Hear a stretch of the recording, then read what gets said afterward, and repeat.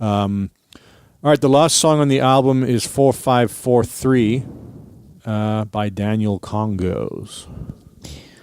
Yeah, this song is pretty cool because it uses a bar of 4.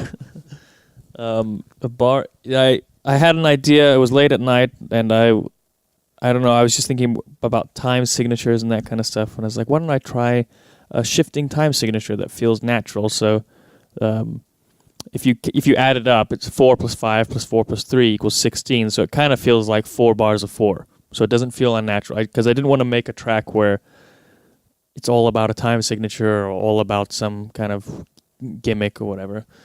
So, but I just wanted it to feel not normal. So that was I just started messing around with that and then messing around with some synth parts.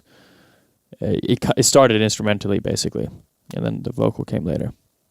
Yeah, you had this demo also for a while before we recorded it.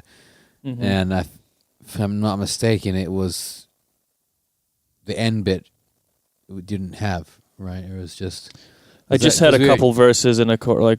You were trying to write another section or flesh it out or something. Yeah. And I will take credit for this idea. As I just liked the vibe of it from the get-go, and I liked this sort of resignation. It had a sentiment of resignation to me, lyrically, but also harmonically. And it just felt like, okay, I just want to sit in this for a while. I don't need it to change. I don't need to hear a chorus or some other section. And so after the second verse, where it starts, I don't need a different da-da-da-da-da-da. And I said, well, just write 10 more phrases along those lines, and let's build this swell and make it sort of wash out into a psychedelic slur, And it's more like a drone, basically, of a song. It's like kind of... Yeah. When you wrote the lyrics for this, did you have a hard time with it metrically? What I mean is, on certain songs I've got that are in odd meters or like repeat after me, when I started writing the bridge or the chorus, I had to get quite methodical about like syllable counting to help me think of things, because I'm not used to singing in odd meters, so it didn't come naturally. Like you can just go around the loop in 4/4 and like see what works and sounds right. I had to actually think like, okay, I'm looking for a 6-syllable little grouping or whatever. I found the first line I wrote was, I got this feeling that I never got quite, like a little play. I got my timing quite right. I'm obviously making a little reference to the track. Right. Got quite my time. And then there's a pause, quite my timing, right? And once you get into that mentality of just leaving a space where you need one rather than trying to fill it, it can lead to a different way of writing lyrics, I think. So it's because it's hard to fit stuff if you're trying to fit it. Sometimes it's easier to just intentionally fuck them up, and then the intention is what carries it.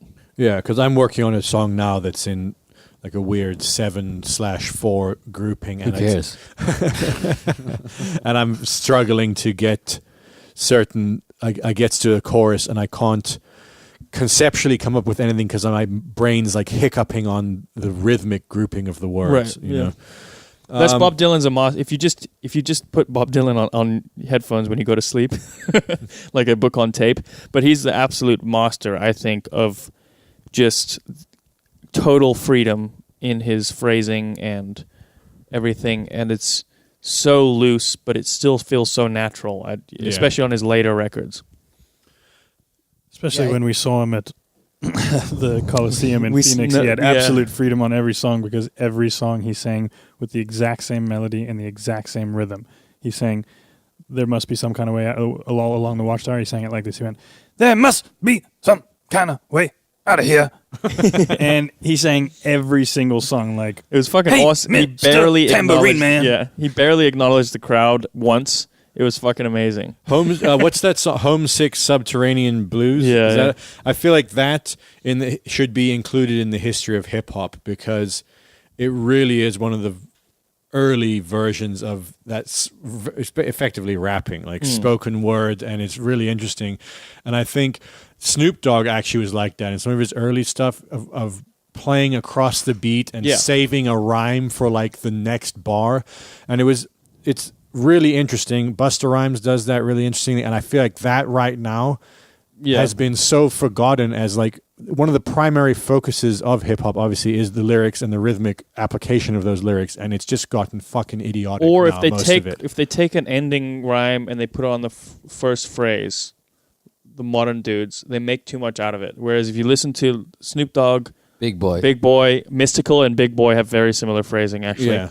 where they'll do that, but they throw it away, and it's so fucking cool because they're doing some of the coolest, most creative phrasing you've heard, but they're just like completely throwing it away. It sounds so casual. Yeah, like when Kanye West does sometimes things like that. Well, he's either doing that or he's just making mistakes. I can't tell, but he does it in a way that it's like he wants immediate applause for doing something that's slightly clever.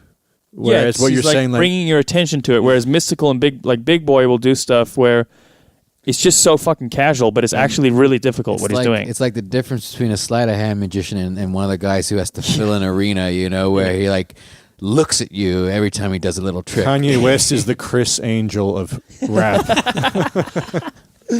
Big Boy is my all-time favorite. Giving Kanye West too much credit. I like True. He has my as far as his feel and rhythm and phrasing and his ability to push the beat and still make it laid back. Big Boy is my favorite. It's really difficult what he and Mystical do. Mystical is kind of otherworldly sometimes. Not just because of his name.